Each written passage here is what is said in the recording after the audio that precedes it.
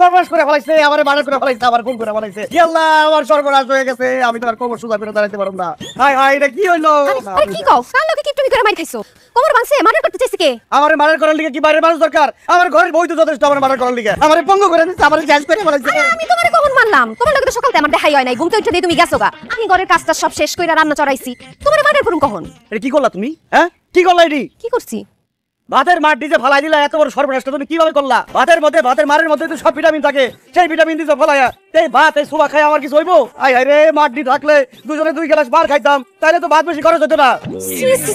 ছোটতে এত বড় হইছি, আব্বা মা আমারে এত কিছু খাওয়াইছে, জীবনে খাওয়ানোর খোটা পাই নাই।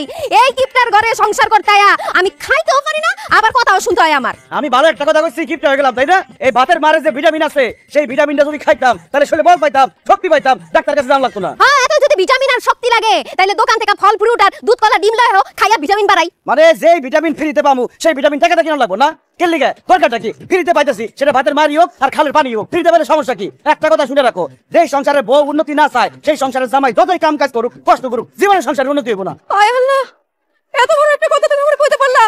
আমার লাগা উন্নতি হয় না তো? ঠিক আছে, কালকের থেকে দিনে এক বেলা রান্না হইব, সকালবেলা ভাত রাইন্দা ভাতের মার